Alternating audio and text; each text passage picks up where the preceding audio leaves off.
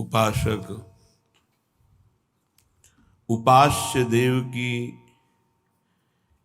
एक एक गुण वृत्ति अपने हृदय में चिंतन के द्वारा प्रकाशित कर लेता है। जैसे उपास्य देव का स्वभाव वैसा ही उपासक का, जैसे उपास्य देव ज्ञान गुण गंभीर समुद्र के समान, ऐसे ही उपासक हो जाता है। क्योंकि उपास्य देव के चिंतन से ही उपासक की उपासना परिपक्व मानी जाती है। तो जिसका हम चिंतन करते हैं उसका प्रभाव हमारे हृदय को प्रभावित कर देता है। जैसे हम प्राकृतिक वस्तु अभी चिंतन करें, कोई खट्टी चीज का, कोई तो अभी जबान में पानी आ जाएगा। वस्तु नहीं है, केवल चिंतन। किसी द्वेषी पुरुष का जिसने आपका अपमान किया हो, निंदा किया हो, उसका चिंतन करें, अभी गुस्सा आने लगेगा। अभी काम भाव का चिंतन करें, अभी काम भाव आ जाएगा। जब हम जिसका चिंतन करते हैं उसका प्रभाव हमारे हृदय में पड़ता है। यदि हमारा संसार का चिंतन होता रहा तो संसार विषम है, संसार दुखालय है, संसार द्वंद्वमय है। तो उपासक द्वंद्वों में फंस जाएगा, विषमता में फंस जाएगा, दुख में फंस जाएगा। प्रभु द्वंद्वातीत है, प्रभु सुख राशि हैं, आनंद राशि हैं, सहज कृपालु हैं, समस्त सद्गुणों के भंडार हैं। जब हम प्रभु का चिंतन करते हैं तो वही हमारे हृदय में अंश रूप से प्रकाशित हो जाता है। तो प्रायः सबके मुख से निकलने लगता है, ये तो मनुष्य रूप में साक्षात भगवान है, ये तो भगवान है। क्यों? क्योंकि भगवान का चिंतन करते करते समस्त भागवतिक गुण आ गए। और जब संसार का चिंतन केवल होता है, स्वसुख वांछा होती है, तो ऐसा नीच स्वभाव हो जाता है कि सबके मुख से निकलने, ये तो राक्षस है मनुष्य रूप में। तो खास बात निकली चिंतन। यदि उपासक का चिंतन शरीर का होता है, शरीर के भोगों का होता है, शरीर के सुखों का होता है, तो वो उपासक नहीं, वो विषयी है। यदि विषयों का सेवन करते हुए भी प्रभु का चिंतन होता है तो वो उपासक है, चाहे गृहस्थ हो चाहे विरक्त हो। प्रभु के सिवा अन्य किसी का चिंतन होना अपने अंतःकरण को मलिन करना, अपनी स्थिति को बिगाड़ना है। केवल प्रभु का चिंतन करना, बहुत कम समय में भगवत प्राप्ति कर लेना है। ये बात हृदय में बैठा लिए।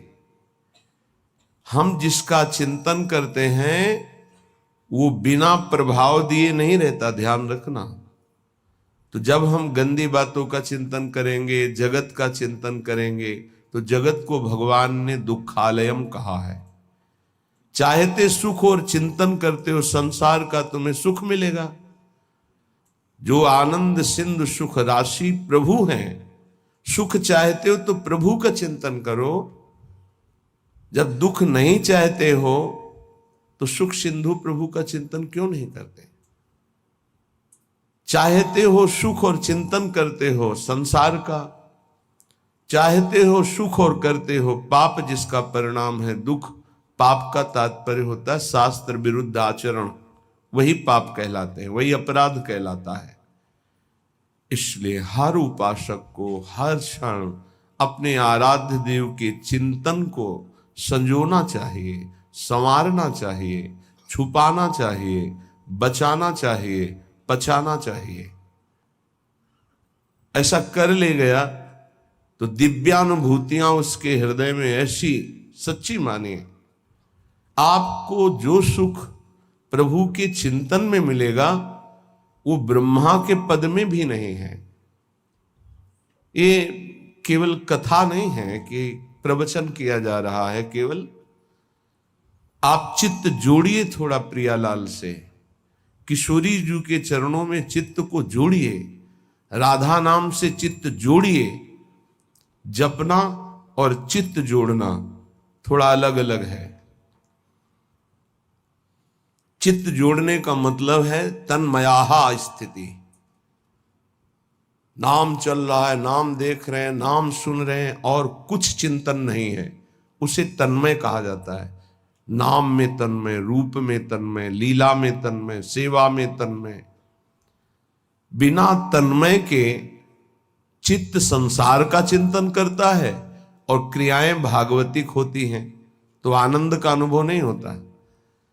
इसका उल्टा हो तो आनंद का अनुभव हो जाए। क्रियाएं भले व्यवहारिक सांसारिक हो, चिंतन भागवतिक हो, ये कठिन बात पड़ती है। इसीलिए प्राय अध्यात्म में जल्दी मन टिकता नहीं है, व्यवहार में ही मन जाता है। क्रियाएं भागवतिक, आरती, पूजा, माला, चिंतन भोगों का, जगत का, देह संबंधियों का, खूब अंदर देखिए इस बात को, तो आनंद का अनुभव नहीं हो रहा जिसे भगवदानंद कहते हैं। इसीलिए श्रीपाद प्रबोधानंद जी महाराज कह रहे हैं, असुलभ मिहि लोके लब्धुमिच्छस्य यत्नाद, यदि विपुल धन स्त्री पुत्र गेहोत्तमादि, कर निपत मुक्तिम कृष्ण भक्तिम च कांक्षस, यदि वस पर धाम वाद्य वृंदावनाख्यम।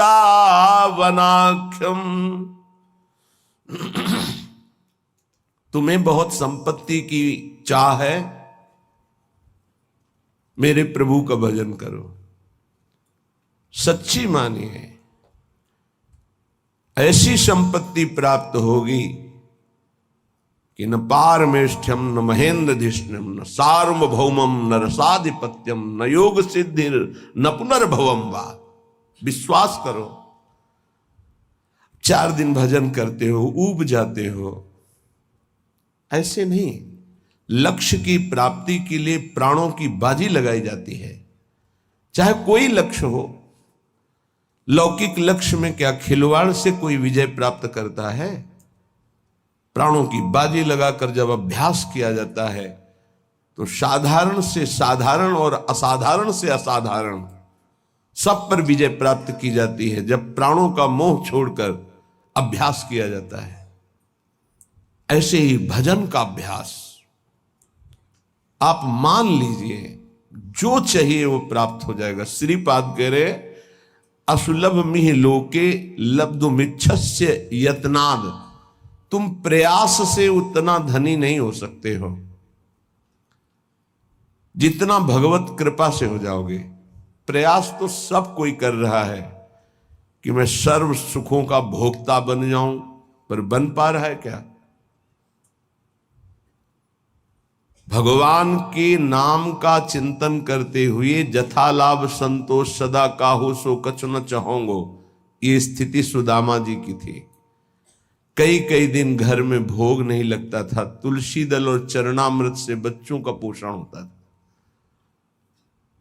एक दिन द्वारिकाधीश की कृपा कटाक्ष हुई, द्वारिकापुरी की तरह वैभव सुदामापुरी में। भगवान के लिए कुछ मेहनत करनी पड़ती है।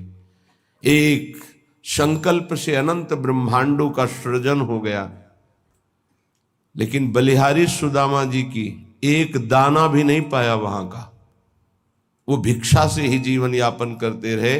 पत्नी से कहा, तुम्हें सुख सुविधा चाहिए थी, मेरे मित्र ने दे दी। मैं सिर्फ श्री कृष्ण से प्यार करता हूं, श्री कृष्ण के वैभव से नहीं। ये क्या चाहिए? असुलभ मिहि लोके, जो तुम्हें इस लोक में सुलभ नहीं हो सकता वो तुम्हें प्राप्त हो जाएगा। ये आंतरिक बात है। जब आपकी स्थिति ऊंची उठेगी भजन से, तो दिव्यताएं आपके सामने आएंगी। जैसे आप बैठे हैं, ऐसे दिव्य लोकों के वैभव, दिव्य लोकों के देवता, दिव्य लोकों की सिद्धियां उस उपासक के सामने उपस्थित होती है। मुझे भोगो, मुझे स्वीकार करो, क्या चाहिए तुम्हें, बोलिए। और जब वो नहीं बोलता है तब स्थिति आगे बढ़ती चली जाती है। आखिर में श्री भगवान को आना पड़ता है, क्या चाहिए। जब उनसे भी नहीं बोलता है तब वो अधीन हो जाते हैं और संग संग डोलते हैं। जहां मेरा भक्त चरण रखे वहां रखूं मैं हाथ, पीछे पीछे मैं फिरूं कभी न छाड़ूं साथ। मान लो मेरी बात, अगर नाम जब चल रहा है तो असुलभ में लोके लब्धुमिच्छस्य यत्नाद, जो बड़े प्रयास से यहां प्राप्त नहीं हो सकता वो तुम्हें प्राप्त हो जाएगा। सबसे बड़ी बात, सूक्ष्मता से विचार कीजिए। आप धन क्यों चाहते हैं? तो उत्तर आएगा भोगों के लिए। सीधी बात है। धन से हम मकान बना सकते हैं, हम सुंदर सुंदर भोग एकत्रित कर सकते हैं, कपड़ा लत्ता भोजन भोग सामग्री सब ठीक है। इन भोगों में सुख है, ये अज्ञान से आपने मान रखा है। नहीं तो ऐसे हैं, जितना आप धन चाहते हो, जो भोग चाहते हो, ये सब उनके पास है लेकिन असंतुष्ट हैं। आपकी पहुंच नहीं है इसलिए वो आपसे थोड़ी बताएंगे।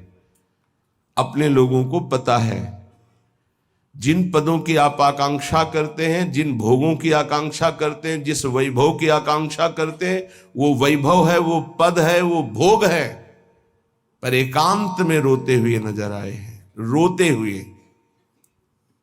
मान लीजिए बिना श्री भगवान के भजन के तुम्हें कहीं विश्राम नहीं मिल सकता। अगर संपत्ति ही चाहिए तो 5 वर्ष के बालक ध्रुव ने,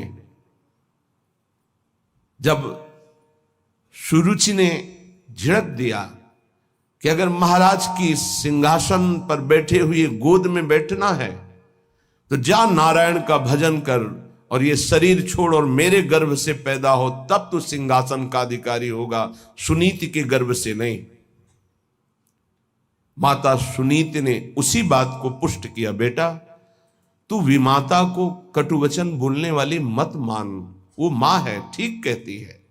महाराज तो मुझे दासी भी स्वीकार करना अब नहीं चाहते, तू परम कृपालु भगवान नारायण का भजन कर, हरि का, और उन्हीं से अपनी चाह की पूर्ति कर। चाह थी मुझे परम पद मिले, परम पद अटल पदवी ऐसी मिली, सप्त ऋषि उसकी परिक्रमा करते हैं, ध्रुव जी की सप्त ऋषि परिक्रमा करते हैं, ऐसी पदवी प्राप्त हुई। क्या चाहिए? अपना कितना प्रयास कर लेंगे आप? हम ये नहीं कहते कायर बन करके बैठ जाओ, आप अपने कर्तव्य का पालन करें, पर नाम जप करते हुए जो चाहिए विश्वास कीजिए। अगर भगवान का भजन करते हुए तुम भगवत प्राप्ति नहीं कर पाते, भ्रष्ट हो जाते हो, तो श्रीमान कुलवानों के यहां तुम्हारा अगला जन्म होगा, परम पावन, जहां वैभव ही वैभव है। जिन भोगों में तुम भ्रष्ट हुए हो उस भोगों की बाहुल्यता होगी, और भक्ति के संस्कार उन भोगों से वैराग्य दिलाकर अगला जन्म भगवत प्राप्ति करा ही देगा पक्का। 2 प्रकार का जन्म होता है योग भ्रष्ट का। यदि वो भोगों में भ्रष्ट हुआ है तो भोग की बाहुल्यता और भक्ति संपन्न घरों में जन्म होगा, और यदि वो वैराग्य की चूक हो गई है तो अगला जन्म उसको सीधे ऐसे गृहस्थों के यहां होगा जो अकिंचन वैरागी और भगवत भक्त होंगे, जहां जन्म से वैराग्य के संस्कार और फिर भगवत तत्व का बोध, भगवत प्राप्ति। घाटा तो है ही नहीं। थोड़ा भी नाम जप किया तो दुर्गति से बचाकर सदगति में लगा देगा। जो चाहिए वो प्राप्त, विश्वास कीजिए। पर किसान भी खेती बोता है तो इंतजार करता है, सुरक्षा करता है, सींचता है, निकालता है, तब वो जाकर के कहीं फसल प्राप्त करता है। ऐसा नहीं कि दूसरे तीसरे दिन उसे फसल मिल जाती है। आज आप नाम जपना शुरू, सोचते हैं एकदम चमत्कार हो जाए, जो कहा जा रहा है एकदम संपत्ति आ जाए, एकदम सारे दुख मिट जाए। ऐसा नहीं होता, ऐसा नहीं होता। कोई कार्य एकदम ऐसे नहीं होता, उसकी भूमिका बनती है। पहले अनर्थों की निवृत्ति होती है, जिसको पाप कहते हैं। पाप प्रवृत्ति का नाश होता है। पहले पाप नाश, फिर पाप प्रवृत्ति का नाश, फिर भागवतिक भावों का उदय, फिर जो चाहोगे वो प्राप्त हो जाएगा। विपुल धन स्त्री पुत्र गे हो तमादि, उत्तम स्त्री उत्तम पुत्र उत्तम धन जो चाहिए मिल जाएगा। भगवान ने कहा है आर्त अर्थार्थी जिज्ञासु ज्ञानी 4 प्रकार के भगत होते। एक संकट निवृत्ति के लिए, एक धन प्राप्ति के लिए। धन भी चाहिए तो श्री हरि का भजन करो और अपने कर्तव्य का पालन करो, और जैसे तुम्हें वो रख रहे हैं वैसे राजी रहो। आगे चलकर जब इस फसल की अन्न राशि एकत्रित होगी, अर्थात तुम्हारे इस भजन का फल आएगा, तो निहाल हो जाओगे, इसी जन्म में निहाल हो जाओगे। मान लीजिए, प्रार्थना है, मान लीजिए, ये मनमानी आचरण बंद करके भगवान के आश्रित होकर नाम जप कीजिए। ये तुम्हारे गंदे आचरण, गंदा भोजन, गंदे विचार, ये तुम्हारा नाश कर देंगे। जो तुम्हें लगता है अरे कुछ नहीं है, जब विपत्ति और संकट और पापों का फल आता है तब समझ में आता है कि हमने क्या गलती की है। इसलिए कर निपतित मुक्तिम कृष्ण भक्तिम, बहुत सुंदर बात कर। यदि तुम्हें विपुल धन चाहिए, सुंदर स्त्री चाहिए, पुत्र चाहिए, वैभव चाहिए, उत्तम घर चाहिए, सच्ची मानिए, बार बार सच्ची इसलिए कह रहे कि आप विश्वास कर लीजिए, विश्वास कर लीजिए। बिना किसी प्रयास के अनायास ही अनंत ब्रह्मांडों का सृजन भगवान ने किया है। ये तुम्हारे लिए कुछ बड़ी बात नहीं है। तो क्यों नहीं कर देते भगवान? इसलिए नहीं कर देते कि तुम अपने अहम को पुष्ट किए हो, तो अहंकारी को अपने कर्म का भोग भोगना होता है। यह सिद्धांत है। अहंकार विमूढ़ात्मा करता हमिति मन्यते, तो भोगता उसको बनना पड़ेगा। अवश्यमेव भोक्तव्यम कृतम कर्म शुभाशुभम। और अगर अहंकार भगवान के चरणों में समर्पित कर दो तो जीवन का वो प्रकाश, वो आनंद, वो वैभव कैसे तुम्हें बताएं? किस बात की कमी है? हमारा चिंतन प्रभु में नहीं जुड़ा, बस इसी बात की कमी है। अगर हमारा चिंतन जुड़ जाए तो श्रीपाद प्रबोधानंद जी कह रहे हैं असुलभ मिह लोके, जो इस लोक में तुम्हें लुब्ध मिच्छस्य यत्नाद, यत्न करने पर भी नहीं प्राप्त हो सकता, वो विपुल धन स्त्री पुत्र गेहो तमादि, उत्तम गेह, उत्तम स्त्री, उत्तम पुत्र, उत्तम संपत्ति, ये तुम्हें प्राप्त हो जाएगी। बोले नहीं ये तो मुझे नहीं चाहिए। तो बोले कर निपतित मुक्तिम, तुम्हारे हाथ में मोक्ष पदवी, भजन करो। बोले ये भी नहीं चाहिए। तो बोले कृष्ण भक्तिं च, श्री कृष्ण की प्रेम लक्षणा भक्ति प्राप्त हो जाएगी। परम धाम वाद्य वृंदावनाख्यम, यदि वृंदावन धाम का आश्रय लेकर भजन शुरू कर दिया सब कुछ प्राप्त हो जाएगा। वृंदाटवी सहज वीत समस्त दोषा, दोषा करा नपि गुणा करताम नयंती, पोषाय में सकल धर्म बहिष्कृतस्य, शोषाय दुस्तर महागचयस्य भूयात्। चाहे जितना बड़ा पापी, नीच आचरण करने वाला दोषी पुरुष हो, वृंदाटवी सहज वीत समस्त दोषा, दोषा करा नपि गुणा करताम नयंती, जिसमें एक भी गुण नहीं है, केवल पापाचरण है, ऐसा पुरुष भी यदि धाम का आश्रय ले ले और नाम जब शुरू कर दे तो कह रहे हैं सर्व दोषों का नाश करके सर्व गुणवान बना देता है। महर्षि ब्रह्म ऋषियों के पदवी में पहुंच गए केवल नाम जप करके, भगवान का आश्रय लेकर के। पोषाय में सकल धर्म बहिष्कृतस्य, मेरे में एक भी धर्म नहीं, मैं सर्व धर्मों से बहिष्कृत हूं, पर मेरा महान पालन किया वृंदावन ने और मेरे दुस्तर पापों का नाश करके सर्व गुणवान बना दिया। श्रीपाद प्रबोधानंद जी कहते हैं। देखो सिद्धांत को समझ लोगे तो बहुत सुखी हो जाओगे। एक भृंगी नाम का कीड़ा दूसरी जाति के कीड़े को लाकर मिट्टी के घरौंदे में पैक करता है, फिर उसे ऐसे डंक मारता है और भन डंक इसलिए मारता है, उसको आकर्षित करता है अपनी तरफ, वो भयवश उसका चिंतन करता है। चिंतन करते करते वो तदाकार हो जाता है और उस बिना शरीर छोड़े उसी शरीर से वो भृंगी जाति का कीड़ा बन जाता है। और जब हम प्रभु की शरण में होकर प्रभु का प्रेम से भजन करते हैं तो हम भगवत स्वरूप नहीं हो जाते। ब्रह्मविद ब्रह्मयु भवति, वो भृंगी कीड़ा बन गया बिना शरीर छोड़े, ऐसे इसी शरीर में आप भगवान के स्वरूप हो जाएंगे, क्योंकि भगवान के स्वरूप आप हैं। अपने को भूल करके शरीर भाव को प्राप्त होकर आपकी दुर्गति हो रही है। इसलिए वृंदाटवी बहुभवीय सुपुण्य पुंजान नेत्रातिथिर्भवति यस्य महामहिम्नः। आहा, जिसके अनेकों जन्म के पुण्य प्रकाशित होते हुए वृंदावन में आ पाता है।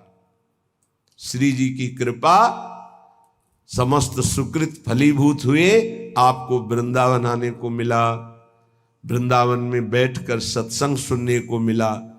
वृंदाटवी बहुभवीय सुपुण्य पुंजान नेत्रातिथिर्भवति यस्य महामहिम्नः तस्येश्वरः सकल कर्म मृषा करोति ब्रह्मादयस्तमति भक्ति युतास्तुवन्ति। ओहो, जो वृंदावन आया, सत्संग सुना और जीवन का निश्चय बदल दिया। अब मेरे जीवन का निश्चय है मैं नाम जप नहीं छोड़ूंगा, तो बोले पूर्व संचित जितने कर्म थे वृंदावन सब भस्म कर देता है। तस्येश्वरा सकल कर्म मृषा करोति। क्यों? वृंदावन के ईश्वर बड़े दयालु हैं। वृंदावनाधीश्वरी और वृंदावनाधीश्वर श्री प्रिया प्रीतम, उनकी कृपा कटाक्ष से यहां आने वाले, यहां आश्रय लेने वाले, यहां भजन करने वाले समस्त पापों से, दोषों से रहित हो जाते हैं। और एक बात खास कह रहे हैं कि सकल कर्म मृषा करोति, आगामी जो कोई गलतियां हो जाएंगी उनका उनको दंड नहीं मिलेगा। ये बड़ी बात है। यही बात हरिवंश महाप्रभु ने कहा अपने शरणागत श्री विठलदास जी को कि तिहारे आगिले पाछले अपराध हरिवंश खेवी। पाछले तुम्हारे जो हैं वो तो नष्ट ही हो जाएंगे, और आगिले अगर कोई हुए तो हरिवंश खेवी, उनको हम देख लेंगे, तुम चिंता मत करो। कैसा भरोसा इन महापुरुषों के वचनों से प्रकाशित होता है। इनको छोड़कर अब कहां किसका आश्रय ले। और खास बात कह रहे हैं, ये तो सब हो ही जाता है, उसमें ऐसे प्रेम का प्रादुर्भाव होता है। ब्रह्मादयस्तमति भक्ति युतास्तुवंती, ब्रह्मादि बड़े बड़े ईश्वर कोटि के महाभागवत उसकी वंदना करते हैं, जो वृंदावन प्रेम रस को प्राप्त हो जाता है। इसलिए वृंदावने सकल पावन पावनेस्मिन् सर्वोत्तमोत्तम चर स्थिर सत्व जाते श्री राधिका रमण भक्ति रसैक कोशे तोषेण नित्य परमेण कदा वसामि। सकल पवित्रों को पवित्र करने वाला, जैसे भगवान शंकर, भगवान सनंदन, सनातन आदि, श्री उद्धव जी आदि, ये बड़े बड़े महापुरुष जिस रज की याचना करते हैं, ये कौन है? ये जगत को पावन करने वाले। तो कह रहे हैं वृंदावने सकल पावन पावनेस्मिन्, जो रज शिव सनकादिक याचक, बड़े बड़े पावन करने वालों को भी पावन करने की सामर्थ्य वृंदावन की रजरानी में है। यहां जो जड़ चैतन्य वास कर रहे हैं, श्री राधिका रमण जी, राधा रमन जी महाराज उस पर बहुत प्रसन्न होते हैं, मेरे घर में रह रहा है। तो बोले जो यहां वास नहीं कर रहे वो, बोले आश्रित है। आश्रित की भी वही गति होती है जो वास करने वाले की होती है, लेकिन हृदय से संपूर्ण आश्रय वृंदावन का हो। तो भक्त रसैक कोशे तोषेण, जब राधा रमन जी प्रसन्न हो जाते हैं तो अपना खजाना खोल देते हैं। तोषेण तो क्या, भक्ति रसैक कोशे, भक्ति रस का खजाना खोल देते हैं। दिव्य लीलाएं अंदर चल रही है, दिव्य भाव अंदर चल रहे, उसी में परमानंद में डूबा हुआ है।